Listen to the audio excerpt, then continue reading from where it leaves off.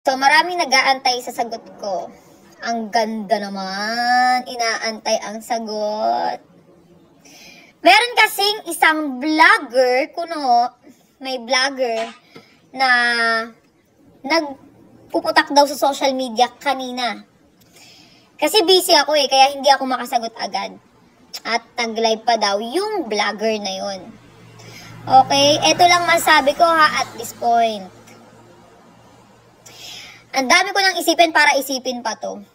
Okay? Una sa lahat, kalalaki mong tao para magpuputak ka ng ganyan.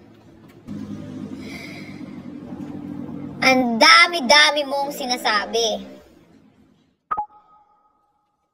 Left hand muna ako. Left hand muna ako. Para maganda tayo pagsasalita.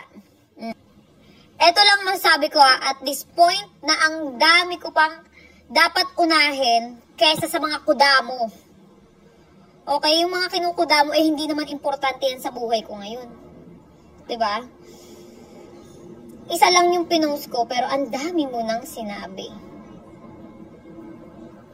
Parang naman hindi tayo naging magkarelasyon yan. 'Di ba? Once upon a time, naging maganda rin naman yung relasyon natin, 'di ba? At naging masaya ka at naging masaya ako noon. 'Di ba? Tama ba? Totoo 'yun na naging magkarelasyon tayo. Yung relasyon natin noon, hindi man perpekto, pero alam mong naging masaya ka at naging masaya rin ako. Alam mo 'yan. 'Di ba? Ngayon, sa nakikita ko, pinoprovoke mo ko na magsalita sa social media. Pinoprovoke mo ako na sabihin ko yung mga rebat na kung ano-ano. Sorry. Wala kang makukuha sa akin na kahit anong rebat. Kasi kasi ganito yan Mas pipiliin ko yung mga araw na naging masaya tayo. Mas pipiliin ko yung mga araw na naging masaya tayo, yung mga alaala na masaya tayo, kaysa dun sa mga pangit. Gets mo? Kasi ako yung tunay na nagmahal. Yun yung tunay na pagmamahal. Tsaka ayoko na masyado magsalita kasi busy rin ako sa buhay ko ngayon. Tsaka masaya ako sa buhay ko ngayon. Okay, dun lang. Ang sa akin lang, kung meron kang gustong gawin or patunayan sa eksena na to, daanin na lang natin or dalhin na lang natin sa magandang avenue. Yun. Doon na lang natin dalhin. Sabi ko nga sa'yo, di ba? Kalalaki mong tao, dinaig mo pa ako. Kung ano man yung purpose mo sa pinaggagawa mo, bahala ka. Buhay mo yan.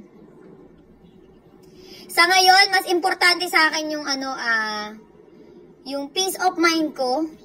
Mas importante sa akin ngayon yung protektahan ko yung peace of mind ko at peace of mind ng pamilya at anak ko. Yun lang yung gusto kong sabihin. Tsaka eto pa, teka lang. Huwag mong iisipin na duwag ako, natakot ako. Alam mo yan kung gaano ko katapang. Okay? Ginagamit ko lang to. Wala kang maririnig sa akin. Daanin natin yan sa tamang lugar. Okay? Ngayon, kung gusto mong magdadakdak dyan, magkukuda ka, kung anong paninirang sasabihin mo, well, bahala ka. Buhay mo yan. Kung dyan ka masaya sa nakakasira ka ng tao, go.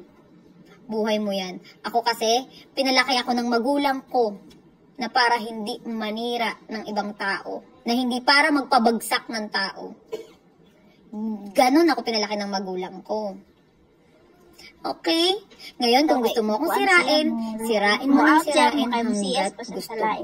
Bahala ka sa buhay. Saan na? Kasi kwento mo yan, masama.